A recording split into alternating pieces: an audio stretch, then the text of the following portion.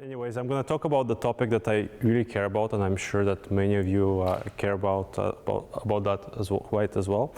And that is the future of camping. And when I talk about camping, I mean it in a broad sense. So just things that we all do when we go to a park like Algonquin. So that may be a canoe trip, that may be just relaxing on the beach, or camping in the traditional sense. I think it actually fits very well today's theme of thinking outside, or thinking outside the box, how I wrote it there, because of the big shift that is happening right now when it comes to parks in North America as well as Western Europe.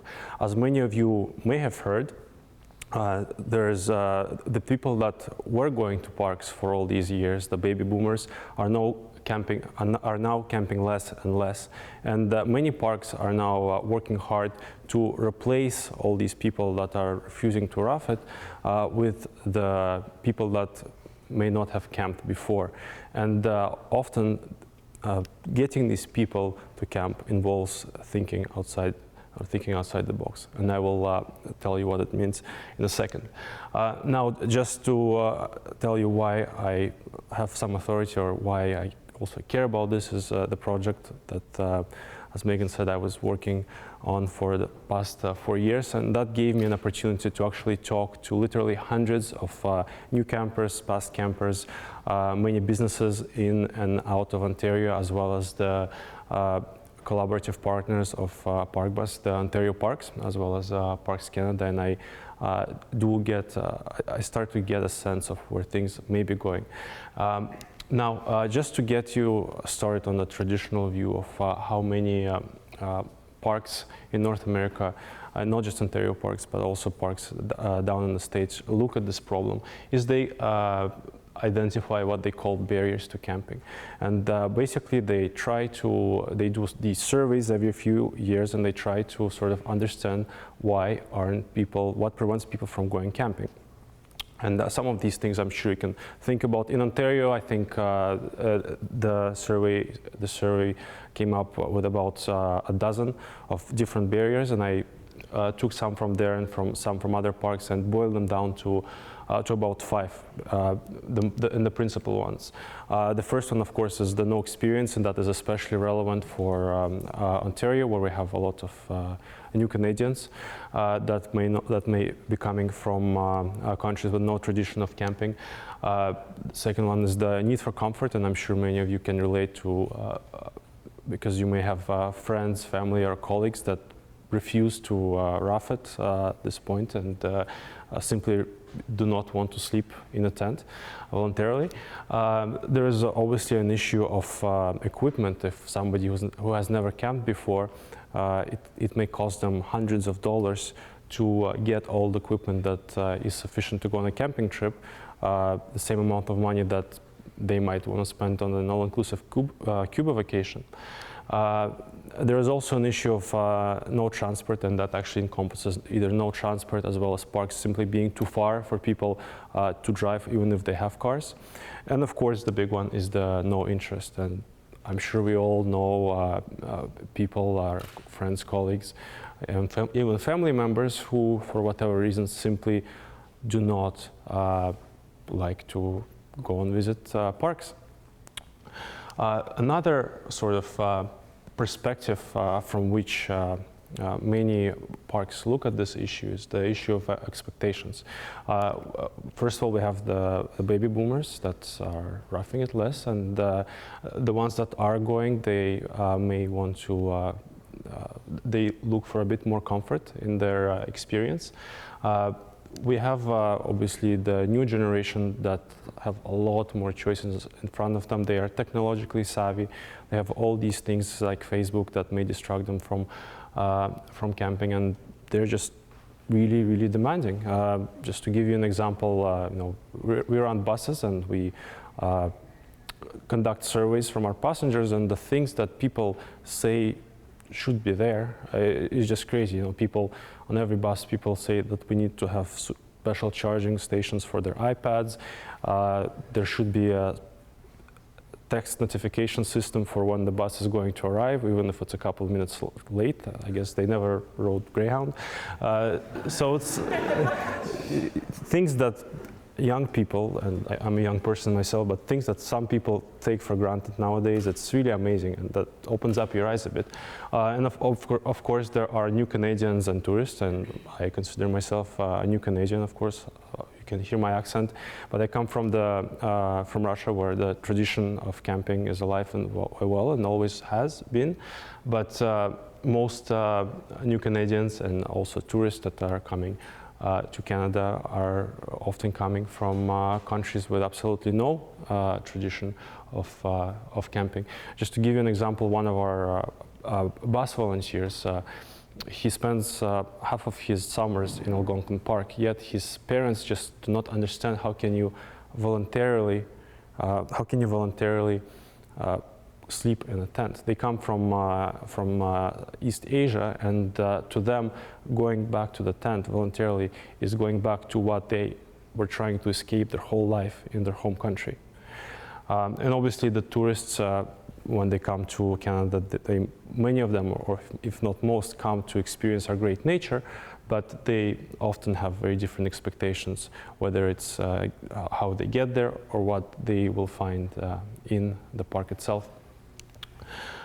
So, you know, the parks all over North America are doing really great things to remove these barriers, and Ontario and Canada are actually ahead in many of these by catching up to trends such as glamping. I hate that word, glamping.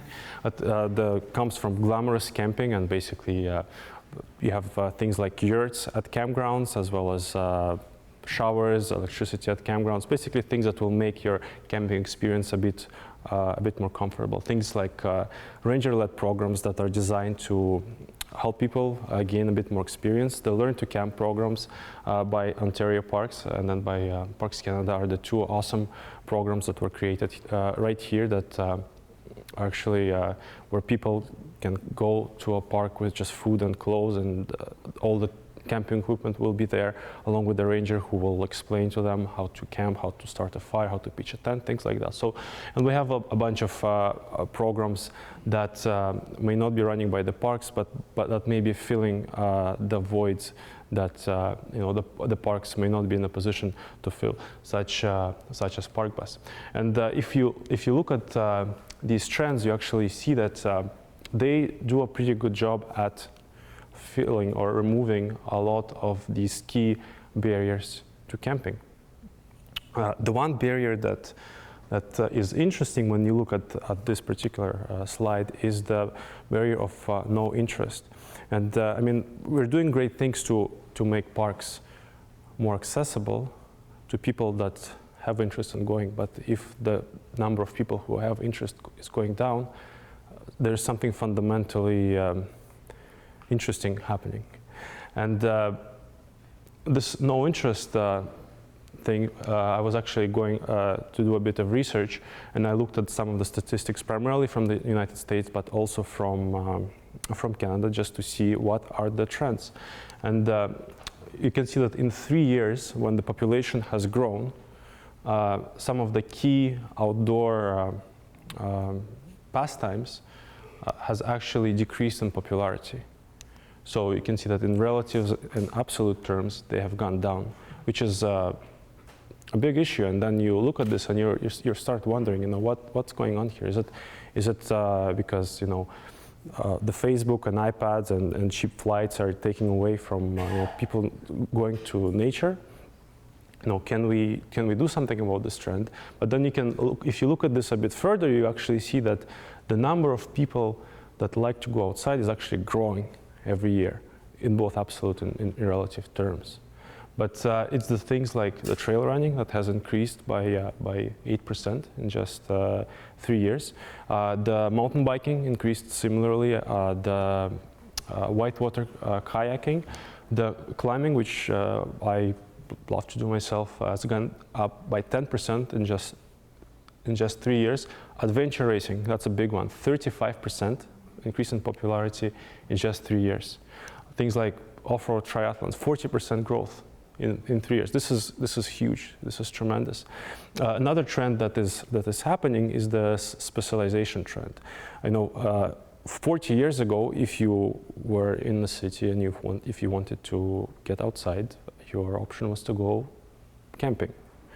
Now you have things like the yoga resorts or wellness resorts that has been one of the hottest trends in the past few years. You have things like Burning Man, the adventure races, the Ironman. Rockstar is the local adventure race in Ontario. You have music festivals. So you just have so many more options for people to go outside, to sort of enjoy the company and the fresh air, but not necessarily go inside one of our great parks, which is a problem. It is a problem for everybody who loves the parks, I think, because in order for parks to exist, there needs to be people going there. I think the part that is, if we look into this a bit further, we can think of what is causing this trend. And I think that the things that are underlying this trend is that, especially in the past few years, and this trend has been growing, is the fact that now people are really caring more and more about constantly continuously improving their body and their mind. People are more looking for challenge in the adrenaline rush, with all the rise of the extreme sports. And it's closely related to the social aspect, because the first two things are encouraged socially, and being on an Ironman race just looks so much better in your Facebook timeline than you sitting in front of a tent, unfortunately. I mean, if you look at these three things that I've identified personally, and you may also think of the others. And if you think of your last experience, on a canoe trip, you may argue that these things can also be checked. You pretty much improved your body on that, Lake Opiongo or on a big lake paddle. You probably got rid of the stress from your work. You had a heck of a challenge, and I'm sure many of you met some great people, friends, and maybe partners outdoors. So I think what we have here really is the perception issue. I think that a lot of these guys are doing a really good job, because obviously they make a lot of money, and also because they're feeling a demand at explicitly telling people, here, you're going to gain these things if you do them. But to some people, it may not be as explicitly obvious when it comes to our parks. And that, I think, is a challenge, but also is an opportunity for parks in North America and in Europe in particular to, it's an opportunity for them to refocus their message a little bit and to put these things more in the front. There are many things where it can be done, but of course, that's not the only thing they can do. I think they can actually go one step further, and they can embrace some of these opportunities. There are many things, I'm sure, that come to your imagination as well, but what if we hosted an adventure race in Algonquin Park? If it was done in a sustainable manner, of course.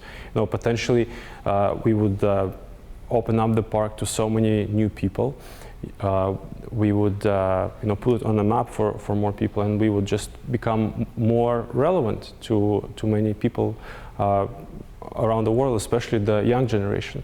And by the way, it's extremely important to get people to the outdoors and to our parks early, because the studies have shown that if you don't do it, the older the person becomes, the harder it is to get them to the great outdoors.